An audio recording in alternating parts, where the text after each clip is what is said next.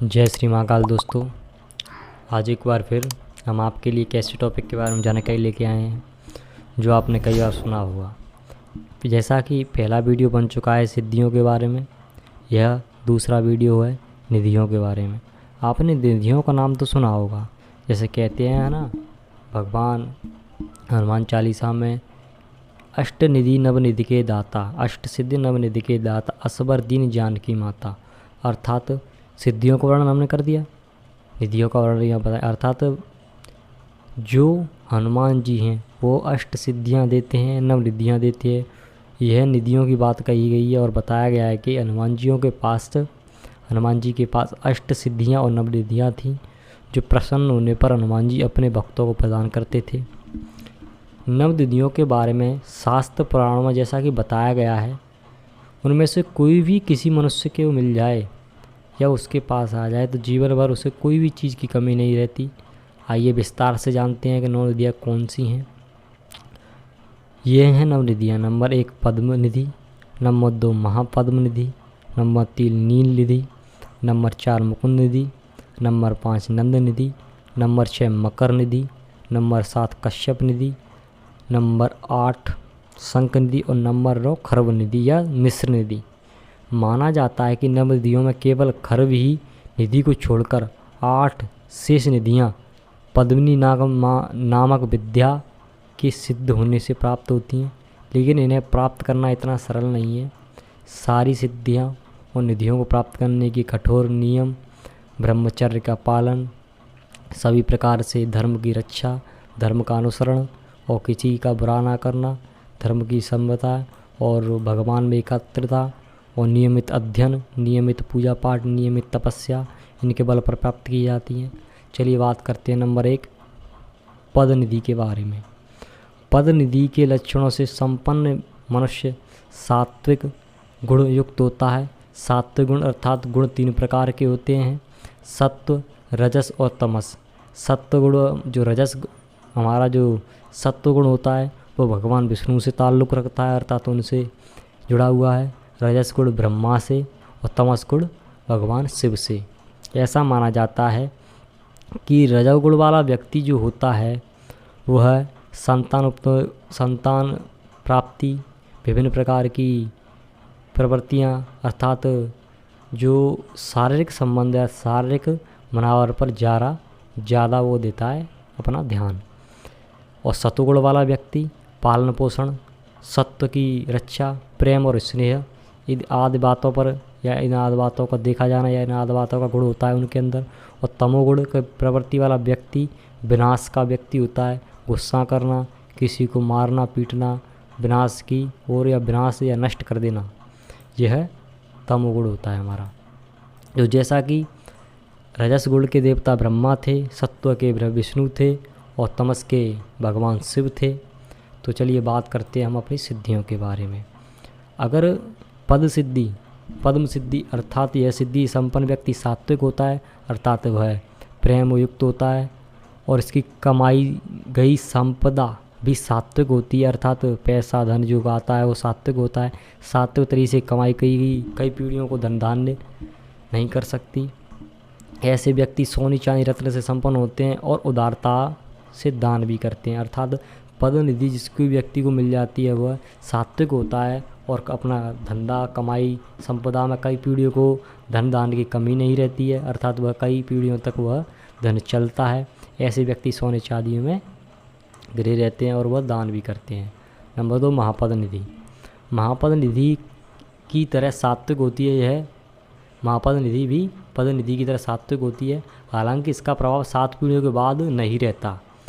पद निधि का प्रभाव 7 पीढ़ियों कई पीढ़ियों तक रह सकता है, पर इनका प्रभाव 7 पीढ़ियों तक नहीं, 7 पीढ़ियों के बाद नहीं रहता। इस निधि से संपन्न व्यक्ति की दानी होता है, अर्थात वो दान भी करता है, सुख ऐश्वर्य को भोगता है।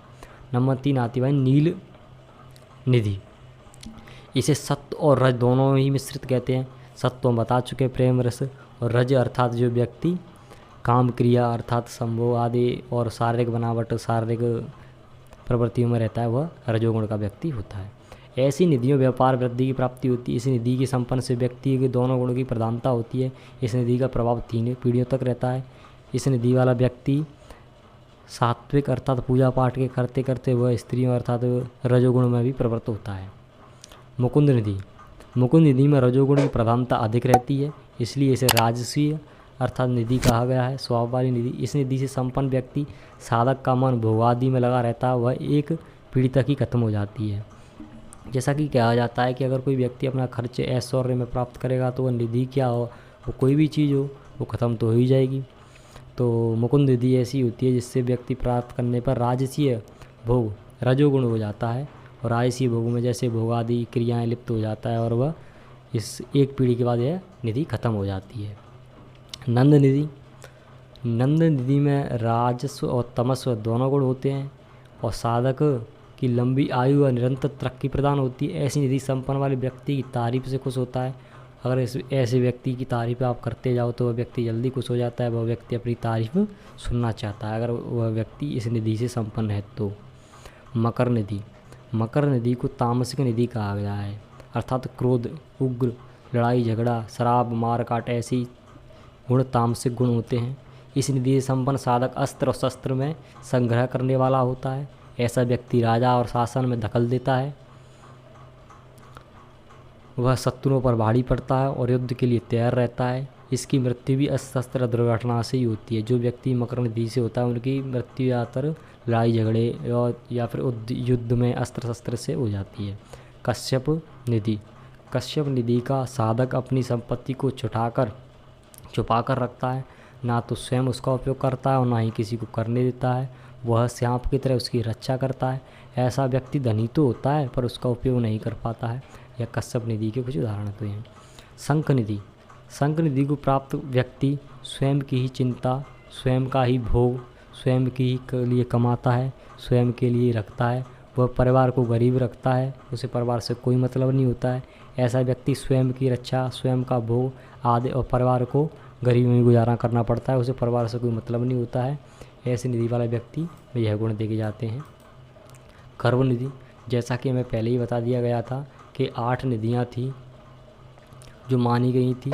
9वीं निधि अर्थात खर्व निधि वो सभी निधियों का मिश्रण है। इसे निधियों में मान नहीं होता, पर कई शास्त्रों में कई में उल्लेख है कि निधियाँ होती है, कई में उल्लेख है, मतभेद है। खर्व निधि को मिश्रित निधि भी कहा जाता है। नाम के अनुरूप ही इस निधि से संपन्न व्यक्ति 8 निधियों का मिश्रण होता है। इस निधि से संपन्न व्यक्ति को मिश्रित स्वभाव का कहा गया है, अर्थात वह घमंडी, लालची और दानी भी होता है। स्वभाव के बारे में भविष्यवाणी नहीं की जा सकती। वह माना जाता है कि इस निधि को प्राप्त व्यक्ति विकलांग, घमंडी या मौका मिलने पर दूसरा का धन भी चुरा सकता है, अर्थात वह तीनों गुणों से संपन्न हो जाता है इस नदी से। और इस नदी का वर्णन जैसा कि बताया गया है 8 नदियों का जो है मिक्सचर या फिर मिश्रण रूप कह सकते हैं। और यह निधि पता नहीं कितनी पीढ़ियों तक चले, अर्थात यह अगर कोई गुण अच्छा है, सात्विक गुण है तो 7 पीढ़ियों में उससे ज़्यादा चल सकती है। तामसिक या फिर रजोसिक गुण है तो 1 पीढ़ी या 3 पीढ़ी तक चल सकती है, या फिर 1 पीढ़ी भी चलना उसके लिए भारी पड़ जाए। तो यह थी निधियों के बारे में जानकारी। अगर आपको लगता है कि इसमें कोई हमें पर गलती हो गई है, या आपको लगता है अगर अन्य ऐसे टॉपिक जो आपको पसंद आते हैं तो कृपया कमेंट में हमें बताएं। अगर आपको हमारा चैनल पसंद आता है तो उसे लाइक करें, हमारे चैनल को सब्सक्राइब भी करें और दोस्तों के साथ शेयर करें। जय श्री महाकाल।